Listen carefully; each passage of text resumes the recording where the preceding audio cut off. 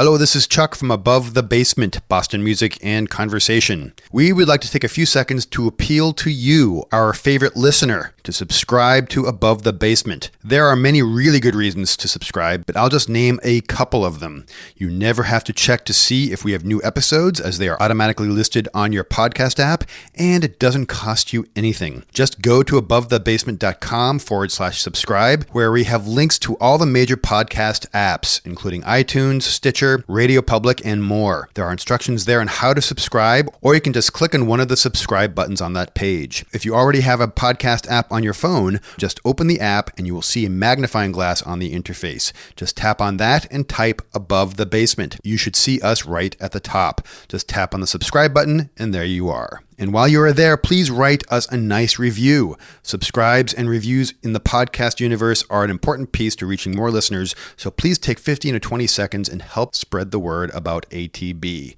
Thank you for your support. Okay, so on with the show. Welcome to Open Studio, WGBH's weekly spotlight on arts and culture from around the region and the nation. We took a ride early one morning to the WGBH studios in Brighton, Massachusetts to sit with arts and entertainment reporter and Boston native Jared Bowen. Jared has talked with all sorts of amazing people. I'm Jared Bowen. Coming up on Open Studio, Paddington comes to America, and we meet the man bringing him to life. After 20 years of illustrating him, Paddington is a very real friend who I enjoy drawing his adventures. Plus, John Lithgow on the actor's life.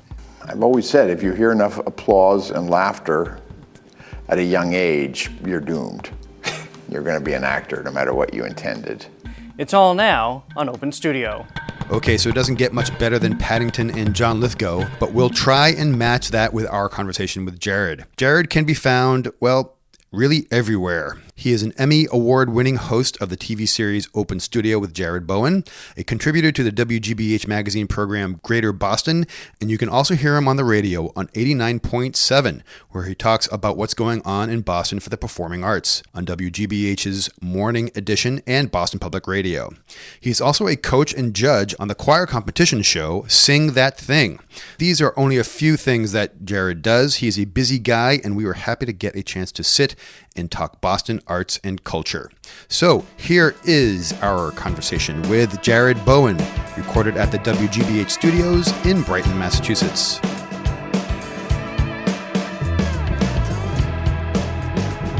I should have had tote bags for you. You should have, damn it. Since you're here at We should have tote bags. PBS and NPR. We need to have tote bags. We need more. We need more swag. I'm sure we can dig up some 3 tenor CDs for you both.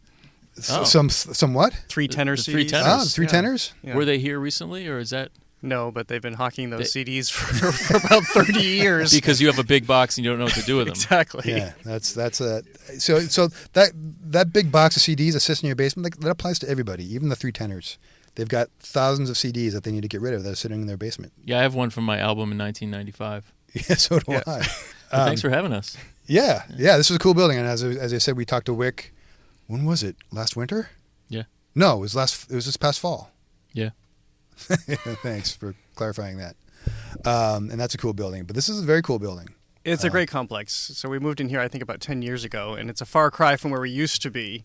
But there was such history there with Julia Child and all the formative GBH shows that came out of that building. But it's nice to be here without the mice and rats running around. That building was probably, from the 50s or 60s or something? Oh, at least, yeah.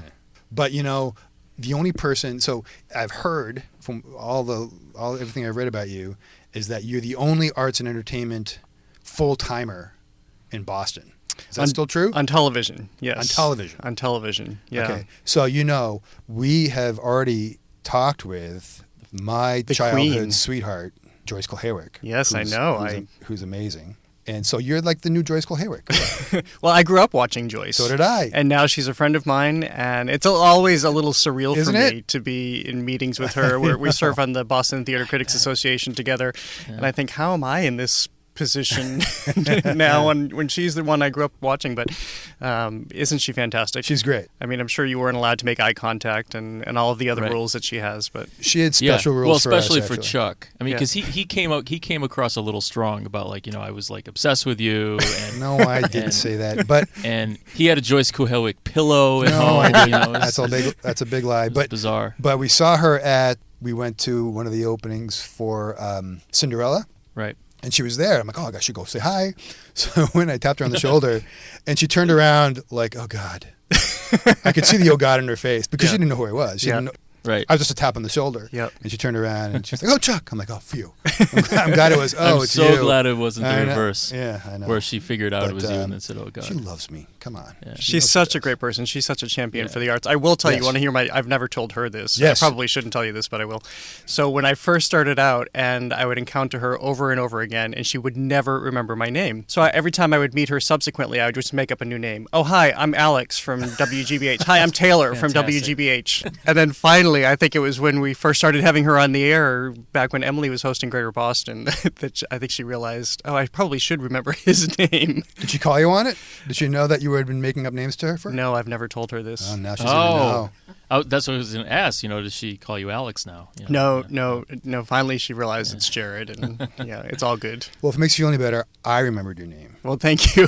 So you don't have to feel so bad about it. For you guys to work together, and I'm sure there's a lot of mentoring and learning through this whole business and cultural experience, because and what's interesting is that it changes over the years. So you're going to be an expert in different things, even as a younger colleague. Well, I mean, first of all, I have to say I take no pride in being the only one. I think it's really, really unfortunate. I came up really covering news for Greater Boston and Emily Rooney's show, but arts were always a passion of mine, and so slowly but surely I was able to integrate arts coverage into what we were doing at Greater Boston.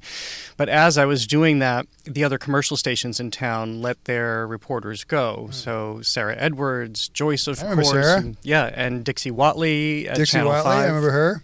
And suddenly, I was the last guy standing on television, and it's really a shame because, as you have talked about, there is so much happening in the arts here in this region, and the arts needs to be on television. I mean, this is the great irony. That's such an irony. Yeah, we certainly talk about it on radio, and there are other radio reporters in this region. Certainly there's print coverage, although that's diminishing. We can talk about that too. But the arts belong on television. You want to see paintings. You want to see theater. You want to see dance. You want to immerse yourself in it as much as possible visually, and yet nobody's doing it. It's beyond my comprehension. Well, so pushing on that a little bit, what's the element of change to that decrease or that lack of television coverage due to social media? All that happened before social media. Before. Definitely. It's been on its way out I've been doing the arts full time for, I don't know, probably close to 10 years now. And it's really in that time that social media began to ramp up. But again, it happened before that. I think social media is helping, actually. What I've noticed is that arts organizations have to be their own advocates now. So a lot of them have their own videographers. They've figured out how to use social media to get their messages out themselves. I think there will always be a need for a curator, whether it's in news as an anchor or me as somebody who's going to come along as a reporter and tell the story and talk to the players. But at least social media through Facebook and videos that can be crafted by these institutions can tell their stories too. Interesting. Well, I think it's something that I've kind of, and I think probably both of us have started doing more of because we're doing this podcast. I've been much more out there and searching for these things, and there's so much going on. I just started going to, I went to the BPL, Boston Public Library. They have these author series. This author, the David Bieber Archives. You heard of that? See, No. he's a guy, he used to work for BCN. He used to be a DJ, I believe. I believe that's correct. He's got one of the biggest archives of rock and roll memorabilia in Boston, like in the world. Every playbill, every ad. The Bieber Archives is actually over at Ernie Ernie Bach's Bach, yeah. place Oh, really? at the Norwood Okay. Space Center. Ah. That's where the Bieber Archives are now, but anyway. But I went to that, and it was a ton of people there, but I'd never heard about it until social media. But last night I went to go see a guy who wrote a book at the Mass Historical Society. Oh, they're there are great, these yeah. little teeny things that are going Yeah. around all the time. Mm-hmm. People are there, but it seems like a lot of people just don't know about them. So on that note, how do you know, it's probably a longer conversation, but the sifting process, the interest factor versus like what's going to resonate with Boston, how does that funnel happen? If you have 1,000 things or 100 things, but Jared Bowen's going to speak about something on that night. Well, I have to say, always the hardest part of my job is how often I have to say no. I'm one person trying to get out there to see all of these different things. I do have a great staff who help me on the radio side and the television side, 2 really strong producers, but I'm ultimately the one who has to be out there. And I want to be out there as much as possible, but I also need to sleep.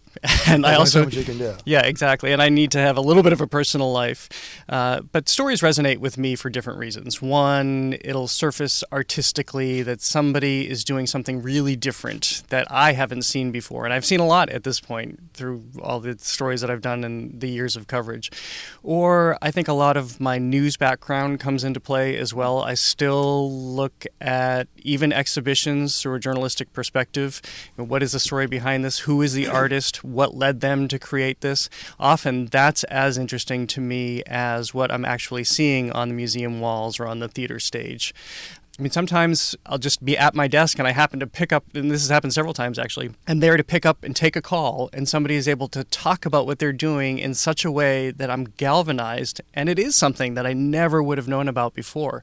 As long as I've been doing this, there are still museums that I'm going to for the very first time because there are so many institutions and groups working. I mean, you probably know that we have more arts organizations per capita in the greater Boston area than anywhere else in the United States. To your point of like trying to pick which ones to do, but you've also done, it's not like you're just doing mainstream stuff that everyone's going to, you're not just doing Blue Man Group and things that people I've actually never done Blue Man Group. That's one of the ones I haven't. Blue Man Group, they're fantastic. Yeah. Right. But you did one just recently, I saw Turner and Constable. Yes, yeah. Which is a little obscure little story in the museum of these amazing paintings that you want to throw into the bigger ones, the ones that more people are going to see, but give these little stories that might point someone in a different direction than normal. So is it the art side of your brain or the news side of your brain? Or is it, how do they work together? It's both. So I'll tell you why we did that story. We did it for a couple of reasons. First, my producer Rory brought that to my attention, that exhibition. I once saw a map of Massachusetts and basically where the Berkshires are. It was just listed as there be dragons here. I mean, people in Boston don't think of the Berkshires. They go to the Cape, or they'll even go to New York, I think, before thinking of going to the Berkshires. I think that's changing to some degree. I know it was half and half at one point, attendance in the Berkshires. Obviously, a Massachusetts community between Massachusetts residents and New York residents. I think they're making headway in trying to shift that. So it's my contention that we should be covering Western Mass more because it is such a thriving arts community out there. So that was one reason I did it. 2, I love Turner. His paintings are absolutely incredible. They are still radical today, and all you have to do is look at one painting, and you can be mesmerized for hours, and you'll spend the next week thinking about those paintings just for what he does. But then, as Rory brought to my attention, I was less familiar with Constable. Turner and Constable had, I think it's been beefed up in subsequent centuries, this rivalry that they had, because you had Constable doing these beautiful traditional British landscapes. He loved home. He never traveled very far, so he painted what he knew and what he really loved, versus Turner, who is traveling far and wide as far as he could despite restrictions in 18th century Europe. I was fascinated by the fact that he would go to these places that he wasn't even familiar with and could produce these revolutionary paintings and find himself. So one, from the journalistic perspective, I was fascinated by this rivalry. I was fascinated by their techniques and their stories and how they got there. And then to go out to the Berkshires, that was a perfect example, actually, of all of these different elements that just came to the fore in really terrific ways, I thought. I wonder if you could comment sort of on you and your role as the arts core of GBH. Do you try to connect arts with culture, with history? What are the things you guys think about at GBH? I think all of the above is true, but it's after the fact. I mean, to be very honest with you, when I set out to do a story, I definitely don't have an idea of what the story is going to be when I arrive at the museum or with the actors. It's not until I sit down to write the piece or to talk about it on radio that I really have a sense of how it all came together. I think I look at the elements now that make me understand why something ties to history.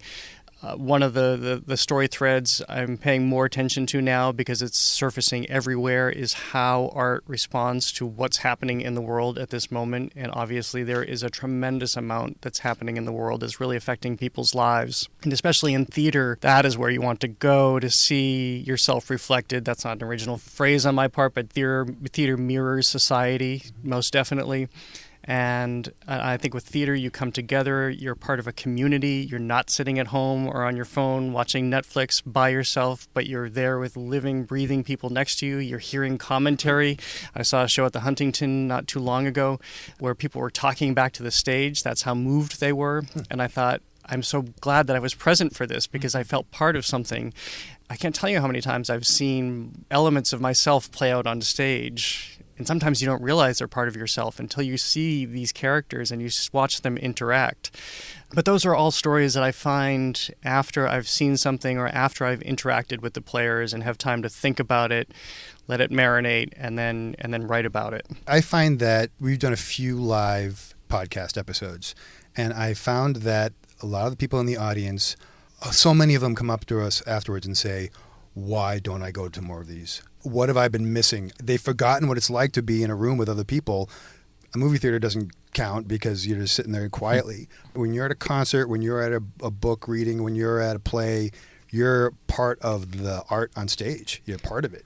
Well, and go ahead, yeah. You're not just scrolling on a Facebook Live thing to get to the middle. It surprises them how much how much they enjoyed it. Well, the poignant thing for me has been after we've had major tragedies, September 11th or the Boston Marathon bombings, people want to congregate. Theater, to a lesser degree, only because I think, especially remembering the Boston Marathon bombings, I think that people in the city were afraid to be in a building with a lot of people. It took people a little time to get back together. But then they did, or they found spaces to be together again, to at least talk or to experience something, to feel part of a society. You didn't want to be alone at that time. And definitely people headed to museums. And I know some of the area museums had free days, and people took advantage of it for different reasons. Either they wanted to be in a space or they just wanted that communing time with art too, which I think is so vital. Yes, it does remind us how important this is, but it's tough to participate too. Ticket prices aren't necessarily always inexpensive, despite the fact that we have so many arts organizations. I was struck by a recent study that said that most people go to, I think it's 1.8 art events a year. That's how the number breaks down. As important as it is, we probably don't get out as much as we might want to. You mentioned the bombing, and there's nothing like time that obviously heals people in a city. And in some ways, there's people that are stronger and culture that are stronger because of it, ironically. But I remember seeing the movie Stronger a couple of years ago. You saw that one with Jake I did, Gyllenhaal? Yeah. I interviewed him for that, yeah. But it was probably 4 years after the bombing, right, that they released it? Yep. I guess my question is, as a broadcaster, as a journalist, as someone that looks at how the theater reflects the world, how a movie reflects the world, when is too soon? What are the things that go through your mind when you say, wow, this is raw? How do we talk about it? Should we talk about it? One, I think it shifts. And two, I think it's a case-by-case basis. I remember interviewing Oliver Stone after he made the World Trade Center movie. Actually, there's a whole other story about how he got really angry with me, because my first question to him is, why was it necessary to make this film? I normally don't start off with a direct, hard question like that. Normally you want to tee something up a little bit when you're interviewing, but when you do these junket-style interviews, which I don't even do that much anymore because you're so limited in time, they only give you about 4 or 5 minutes. He's Oliver Stone. He's tough. He can take it. Well, but you're right. You have to cut to the chase, but how do you balance? Yeah. But he got really angry with me for that question. Wow. That was a case that I thought it was too soon. I think that was only a couple years after September 11th. It's a legitimate question, though. It was an absolutely legitimate question, and he didn't really have an answer for me. And I ended up getting really mad, and Nicolas Cage was sitting next to him. We were doing a twofer in that one, and I was in this bizarre position where he ends up stepping in to try to strike some sort of harmony in the interview, but he didn't really answer. Wow, I wish I could do an impersonation of Nicolas Cage trying to do that with you right now. No, please don't. I could just picture the room. I had spunk then. That was a long time ago. I don't know where I get the conviction to whippersnapper. But so that concept of too soon. I mean, do you think you hit a nerve with him? I certainly had to have, because he had to have been considering that himself. That story was so epic in scope, and it was still so raw, especially in Boston, because we had a connection to it, and that was a time where I covered a lot of the fallout from September 11th in Boston because I was predominantly doing news at that point. So for me, it was very raw. I spent a lot of time telling that story and seeing the multiple angles of it, so much so that I will tell you, I don't think I can ever go to the 9/11 museum in New York. I was so in it when it happened that This must have been right after college, or I mean, I started here in 1998. So yeah, I was 3 years into it. Yeah. And I covered a lot of the Boston Marathon bombing aftermath too. That was pretty much the last big story before I switched over to the arts. And I thought the play that was done, Finish Line, that was done at the Schubert Theater, I didn't think that was too soon. It was done just a few years after the bombing, but they had spent a lot of it was a documentary play. They had spent a lot of time with victims and family members, and it felt like they had done due diligence in telling that story in a really true way. So really, I think there are a lot of different factors that come into play, and emotion is a big one. Well, I mean, a lot of these kind of, whether it be artwork about a tragedy or a play or a movie, I think it's all part of the healing process when people do it. So I think it's important, and the right time is not going to be right for everybody. Well, it took Arthur Miller years to process World War II before he wrote these stories about the American family that really dealt with essentially the PTSD that America was dealing with from what the war did to this country and what war did to communities and did to families. Tony Kushner, he didn't write Angels in America in the height of the AIDS crisis. Right. It took time to think about what that really meant and how that really resonated for him to craft one of the greatest pieces of American theater ever. But we're getting very deep. We need to talk about cartoons and stuff. Yes. Okay. We're going to continue a little deep, but I wanted Joe to ask a question. Joe's Go very ahead. superficial, but I think this is going to be Joe, good. our photographer, Joe Wallace Photography. It's nice to meet you officially. I was at the Boston Speaker Series and watched your interview with Lisa Genova because I'm working on a personal project about Alzheimer's. Before I heard you speaking today, I wanted to ask you about, from a craft point of view, because on this project, I'm interviewing people and getting them to really share some really personal stories with me. And listening to you talk about these experiences of interviewing Jake Gyllenhaal or your Joyce, your mentor, or The Room, where the conflagration of Nicolas Cage and Oliver Stone. And Lisa, during your interview with her, talked about how empathy is a way to connect with people as a platform for a deeper connection. And as an artist, I thought that was really poetic on how she put that. So a couple of questions. Sorry, they don't normally let me speak. From a craft from a craft point of so I'm glad they have. So why am I holding this? So from a craft point of view, I'm curious on, you clearly have a gift of connection and enabling people to share with you in a profound way, because you learn how to do that and get the best out of people in a very short amount of time. How has that evolved? Have you evolved your craft as a journalist? And the second part of the question was, the artist in me thinks, wow, it's such an amazing gift that you've had these really concentrated, incredible conversations with so many other artists.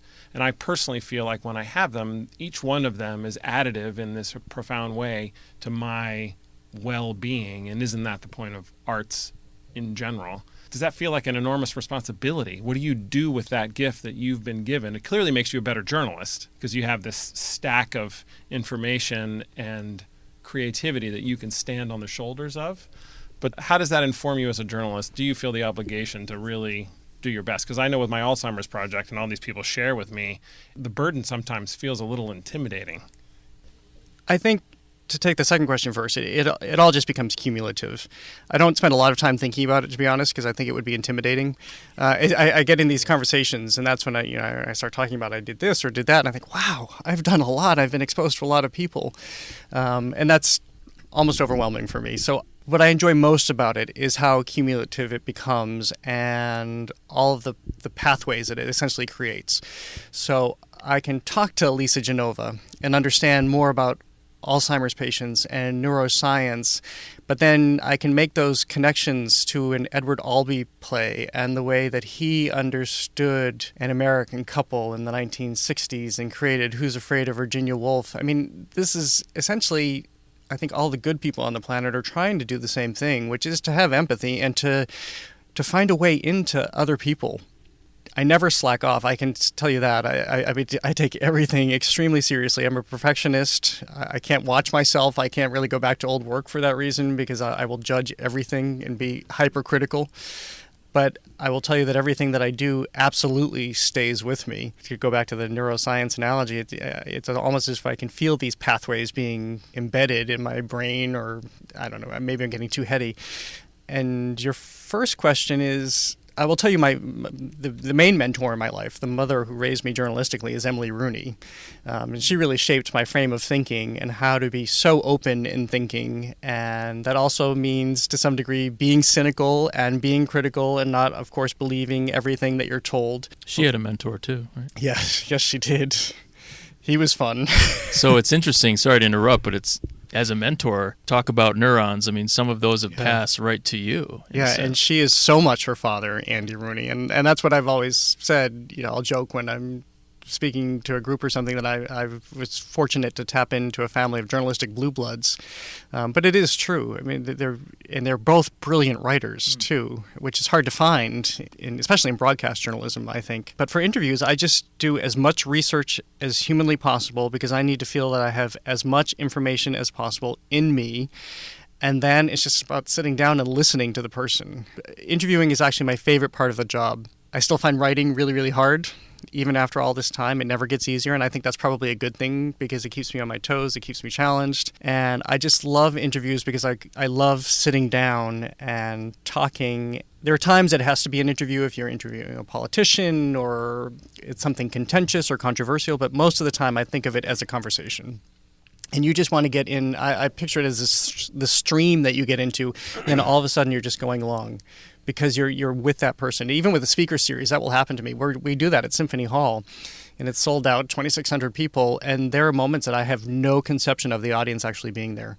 You're just in it with them, and that's bliss. So it comes out. So are you from this area? I grew up in Upton, Massachusetts. Upton, Mass. So and so you went to Emerson, right? I went to Emerson, Yeah. I'm sure neither of you know Upton. I know of Upton. I don't know if I've been there, but I know Yeah, of it. see, that's what everybody says. I think we had 65 kids in my graduating class, right. and that was 2 towns. Remind me, so Mendon, tell me where it Upton. is. It's right next to Hopkinton where the marathon starts. Oh, yeah, okay. Sure. And I remember when I think I was in high school or college, and KISS 108 voted us the most boring town in Massachusetts. And we all kind of looked around and went, well, that's true. Let me just say, I'm very fond of it. My parents still live there. I'm sure it's a I wonderful love the town, town, yes. and it's I'm great. sure it is, yes. My sister's kid goes to a camp called Camp Downer. Oh, really? And it must be someone's last name or Yes, something, yeah. but it's the big joke in Yeah. the family, like, oh, you're going back to Camp Downer. You know? It's not like, oh, you're going to Upton. It sounds nicer. Yeah, it Yeah. sounds So you grew up there, optimistic. and what about the artistic side? Do you have a theater or a music background? Or I have none. I was in maybe 1 or 2 high school plays, just little bit parts. I've never had any artistic talent whatsoever, which Yeah. is why I have to spend my life talking about other people's talents. But to that end, I mean, have you gone to shows? Has that been a fascination for you? Or? It was belated, and this is what I think is the power of art, is that I was raised, both of my parents worked, and they weren't really raised with arts and culture, so we weren't a family that went to museums, we weren't a family that went to theater, but somehow it found its way to me, and this is what I think is extraordinary about art. I mean, I do remember a high school English teacher, Mrs. Wild. She still lives in Framingham, Massachusetts, and she would put all of these playbills up on her bulletin board.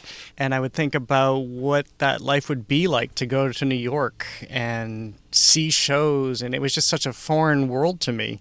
Do you think Mrs. Wild is in part, that was a trigger? I mean, you obviously, is that what kind of springboarded you? I think into she this? helped a lot. She was also the editor, or the advisor to our high school newspaper. I think I might have been the editor. Oh, interesting. Yeah, and so I think she probably recognized this, and she knows this. In fact, I had a great moment a number of years ago when we honored Tommy Toon with the Boston Theater Critics Association. He was our guest of honor one year, and I had remembered somehow that he was her all-time favorite. So I was able to invite her and bring her and introduce her. So that's how I paid back. But she has always stayed kind of in the back of my head is one of the most influential factors in I guess making me understand how possible it all was. That it wasn't just something I was seeing in movies to go to New York and go into these big halls Well, and I things think like it's that. it's obviously a testament to teachers. Well, she used to tell us, I love to call for reservations. Wild party of 2. She was quite funny. Oh, that's funny. And she was not the person at all. Are you going to the wild party? That. Yeah, this would be a great time. But now that I think about this a little bit more, I guess, she probably saw that in me and ran with it to some degree, and in a way that I had never thought about until just this moment. But I do want to talk about that line that you made from Emerson you went to Dateline, is that correct? Yeah, I had this. It was essentially a glorified fellowship at Dateline, yeah. What you're doing now seemed to be your goal. Was it? The one thing I knew coming out of Emerson was that I couldn't be a reporter because I did all of those classes. We had to produce packages, TV news packages. I knew I couldn't do it for a commercial station because even working for WERS at Emerson and doing our TV packages, we would cover real stories, and I would have a really hard time with having to knock on somebody's door after a fire or a car accident, those things. And I did some of those stories in the early days of Greater Boston. I just didn't have the stomach for that. So I knew I had to do something different. And then I got this fellowship that put me in New York, so I worked for Dateline, which was way fun. It was the heyday of the news magazine shows with Stone Phillips and Jane Pauley. Do you remember the Dateline timeline? That's what I did. I had to do the research for that. We did that, and the other story I worked on was the story of the missing Manhattan millionaires about Shante and Kenneth Kimes, this mother and son grifter team who would work their way across the country, integrating themselves into wealthy people's lives, and then they would murder them and take their money and then move on to the next one. And she looked like Elizabeth Taylor. And then they made a TV movie, and Mary Tyler Moore played her. I mean, it was just crazy. And then they ended up catching them right around the corner from 30 Rock. Yeah, it was crazy. Yeah. So, and then I came back, and Emily had just started this show, and I thought, well, that sounds like what I want to do. It's public affairs, longer format stories. You're thinking and talking more about the news of the day and the issues of the day. The arts weren't even on my radar in terms of covering them in the way that I do. I think if you had told me when I was 22 or whatever that I would be doing this, my brain would have just exploded. I still can't believe I'm doing it. You're 24 now, right? Yes. Yeah, so am I. The one thing I did like about what you're doing, like the Turner and Con, I don't mean to keep on bringing it up, is that it's a whole bunch of things put into one. It's not like you're just commenting on a fire and you're talking to those people and then you're moving on. There's like history you have to pull into it. There's arts you have to pull into it. There's the backstory of whoever you're talking about, and then it's almost like a dissertation of sorts that you have to pull together to make this story. It's not that's so simple. You have to do your research. Well, and I think a lot of what you see is my own personal enthusiasm. I mean, that's why I love this job. I still get excited. When I'm reading about Turner and Constable, I think, I thought this is incredible. I can't wait to share this with people. And then I think, how late am I to the party on this one? Everybody probably knows this already, and I'm finally just getting here. But I just find such joy in telling these stories and finding these things out myself. Well, I think just to circle it to art, as someone who's been a musician like my whole life, it's blown me away that at first we were just talking with musicians. I kind of did some soul searching, and I said, wait a second, I've been a songwriter and a musician. I mean, I'm frankly giving that up for a while. That's a little ironic, like I'm talking to other musicians that are doing what kind of I want to do. You know what I mean? But what I discovered was that this process is almost like writing a song. It's an artistic process. I was just going to say that to you because I don't mean to sound pandering or something, but you guys are really, really good. I know we are. This conversation is so. Sam is sitting right here from GBH. I was so nervous about doing this because I'm used to being on the other side. I hate talking. I and get I realize more nervous when people interview me too. Yeah, I do. Yeah. I mean, it doesn't happen very often. It's happened like twice, but yeah. Because you don't want to talk about yourself, but we're talking more about what I do, which is the comfort zone for me. Yeah. But then you just saying you're a songwriter, I'll put it all together for me because you spent a long time observing, I'm sure, and introspection. Well. I think the content happens to be art that you emulate and that you discuss, but you could talk about sports or politics or economics, but I still think it'd be artistic for what you do. The process of it. Yeah, I think it's a lens because then that's what I do at Speaker Series now. I just was with Jeb Bush the other night. It doesn't change. I think the subject matter almost doesn't matter. It's about how you approach and understand the person you're sitting next to or in front of. Yeah, we've talked to a few people who do these interviews all the time. and you can tell when they get into their rote answers. They take the conversation where they expect you to ask the questions, and they go into the stories that we've heard them say before or something, and it's almost sometimes it's been a battle where we say, but what about this? We try to get them, and then you can kind of see the surprise in their face, and then you see them start to think, and then you see them become animated. Then you see them becoming remembering things that they haven't thought about before, no one's asked them before, and that's when you get really interesting Or stuff. they pull an Oliver Stone on our ass, and they go ballistic. They throw a haymaker at your face. No, that actually hasn't happened yet. No. Yet. Yeah, body language is a huge part of it. That's when you know you've really hit gold. Yeah. Yeah. So anyways, that's something that we missed. What time is it now? 10:52. What's your day today? What are you doing today? Well, I have a really, really busy few weeks coming up because we're doing Sing That Thing, the speaker series, and Open Studio, and I'm filling in on BPR kind of all at the same time. Boston Public Radio. Yep, with Jim and Marjorie. Okay. Oh, you're filling in Yep. for them? So I fill in, I'm their fill-in. Yeah, I'm the substitute. Oh, for sorry to derail it, but I mean, No. I love those guys. Oh, yeah, they're great. Yeah, There's so much. We have such a blast. I love Marjorie's voice. Do you? I don't know what it is. No, I just realized how that sounded that I don't.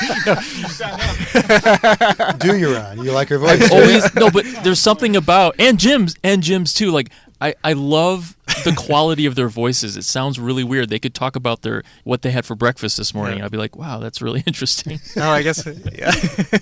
So Anyway, I'm sorry. I've never thought about that because I've known Marjorie for a long time. We were friends before I started working with her. But anyway, so I have all these things coming up, which means I'm trying to get a head start. So today I'll be writing a piece on this new Mexican photography show at the MFA. And How many single projects do you have going on at once? a ton. Yeah. Have you found that you're, because I'm going back to school, I'm going to go for my master's in history. One of the things I'm terrified about is writing again. I know how you say writing is tough for you. How's your writing changed? Oh, that's a good question. I don't know if it's. I'm faster. Yeah. I can write faster now. You gotta get those tricks that'll get you started. And Walking is my trick. Yeah. If I get stuck, I'll get up and well, frankly, I'll walk to the bathroom or something. Mm. And just the act of physically walking, the line will come that I need to wherever. Usually, I don't have trouble starting a piece. I find ending a piece is really, really hard. Do you dictate anything?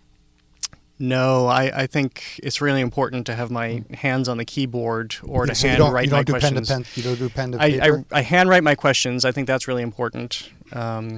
I once interviewed Jeffrey Donovan, who was doing Hamlet on Boston Common, and I walked into his trailer on the Common, and he had all of his lines written out.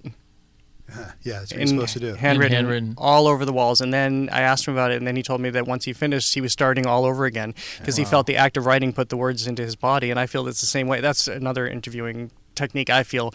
If I'm writing it down, then it's going to be in me, and I'm more apt to remember. And I'm actually trying to figure out how to take notes during class because a lot of the kids, they're on their little laptops.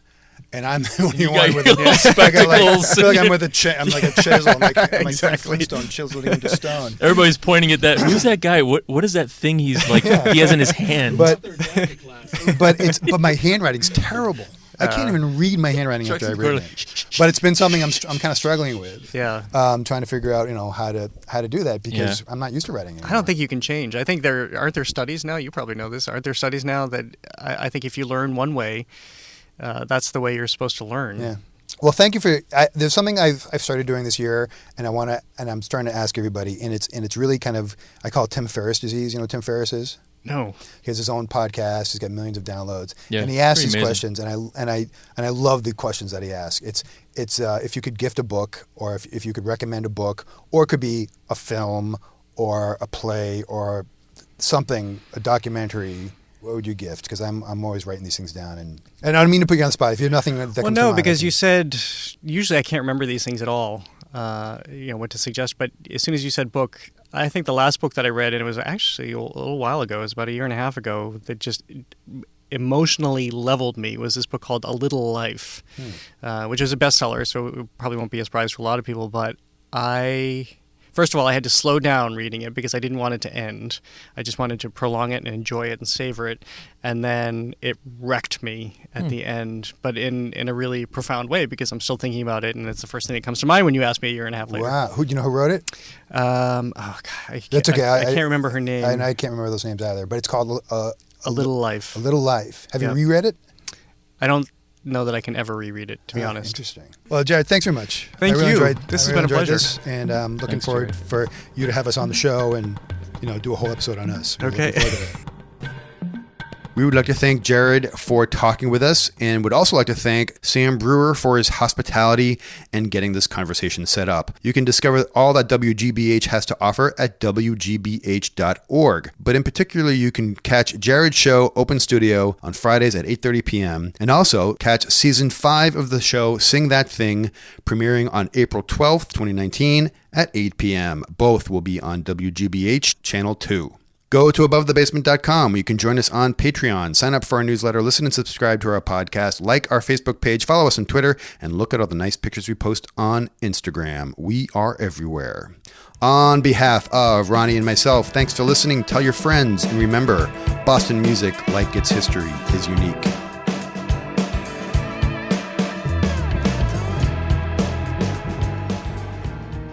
How would you like to join us in creating great conversations that inspire and connect? Patreon is a membership platform that provides a way for creators like us to build relationships and provide exclusive experiences to subscribers or patrons. We have been self-financed since we got off the ground in June of 2016, but in order to continue to fully invest all we can in each episode, we need your patronage. For more information, please go to patreon.com/abovethebasement.